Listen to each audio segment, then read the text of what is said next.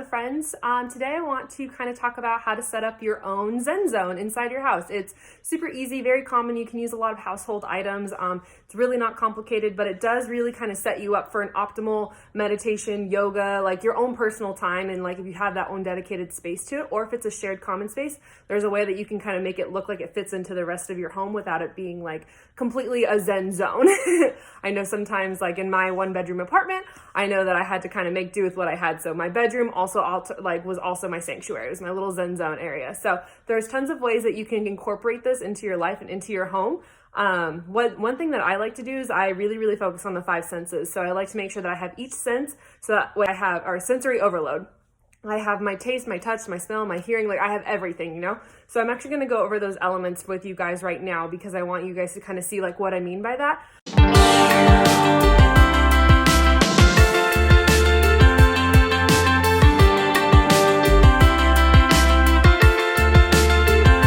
So sight, I actually have a mirror. And I use that for my yoga mostly, not necessarily when I'm meditating, but it is nice to kind of like when I open my eyes for meditating to see myself and like feel very wholesome about what I've just done. So I like to use a mirror. Some people have just kind of like a peaceful waterfall or like some dream catchers. You are totally able to figure out what you like and what speaks to you. But I like to have a mirror. Plus I use this mirror for other things. So like it's my kind of outfit check work, like it's a full length mirror so I can see everything that's going on with my outfit for the day. So it's got double duty. And plus it's right here in the middle of my living room. So I kind of have to really blend it into my loft area. So that way it doesn't like throw off the rest of the room because I want to have my own little sacred space here. So that's my sight. So like I like to see things. I also have lights here. So I have my little salt lamp here. It's my favorite thing. A salt lamp actually purifies the air around you. So that way when you're doing your deep breathing, you're breathing in more pure air. So it's beautiful. Another thing that I like to do is I like to bring in scents like nose so I can smell things. So I will do this in a couple different ways. I typically like to bring an oil with me. This is my favorite. This is doTERRA Arise. It's a really good oil you can rub on your wrists or your ankles prior to doing yoga or meditating. It's just kind of got like a very flowery orange scent. So wakes up the body. It does really good things for me while I'm meditating, and it's like a nice little breath of fresh air. I also like to have a candle. It's actually lit.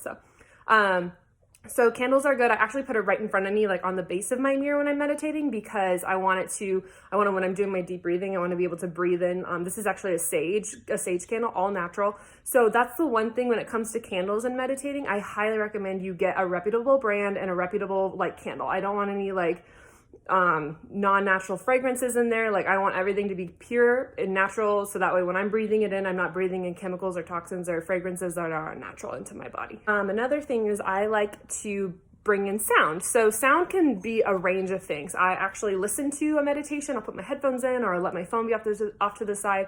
I don't mind using my phone. I'm 100% okay with that because there's plenty of resources and apps. I actually use the app called Yoga Wake Up. They have plenty of meditations in there. Like they have so many things to choose from there. It is a paid for subscription, but I really enjoy it, so I don't mind. Plus I can set it as my alarm clock. But anyway, so I will just pop that on. That will be my sound for the time being. Sometimes it's peaceful sounds, but if I'm not in the mood to put my phone or my phone's dead because it's been a long day and I just need to meditate, then sometimes I will just bring out my sound bowl and it just goes like this.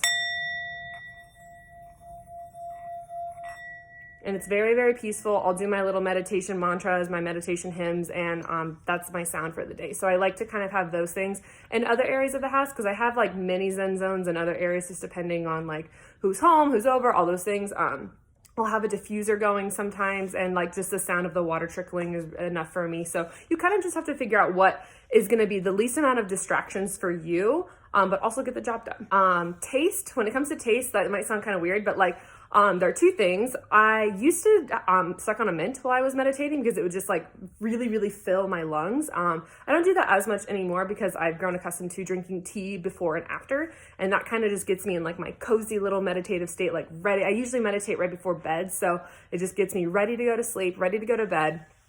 Sweet dreams for the rest of the night because I'm so tired afterwards. So I like to get really cozy and I'll drink some tea before and after. So that's kind of like the taste. And I usually do probably like a lemon tea or a peach tea. Those are really good like right before bed. Sometimes even just lemon water is enough for me. So I will do that. And that's kind of what covers my taste area.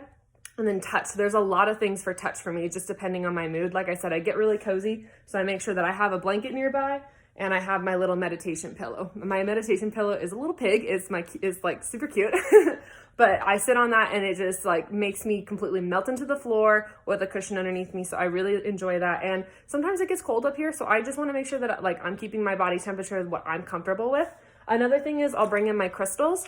So each of these have different meanings, and I kind of use them as like a crutch, I guess you could say. So if I'm having a really bad day, if I'm really like frustrated with something, I typically tend to gravitate more towards the crystals because they release an energy that counteracts that or makes you feel protected. So that's typically what I'll be doing. And while I'm meditating, I'll just like hold it in my hand or hold one in one hand, hold one in the other hand while I'm receiving and giving, all those things. So that's kind of like the main feature of touch for me.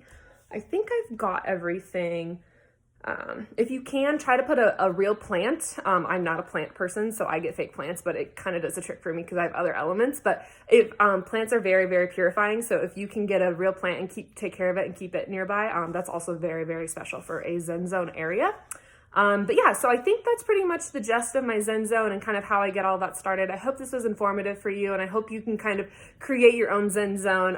If meditation or yoga interests you, doing that at home, I have plenty of tips and tricks and how to set this up as an optimal setup. I do talk a little bit more about like some in-depth details over on my blog. So if you head over to dailycupofjojo.com, there is a whole blog post on how to set up your Zen zone if this wasn't enough for you. Thanks for checking this out though. I appreciate it. And I'm excited to see what you guys do with your Zen zones if that sounds like something that you want to do.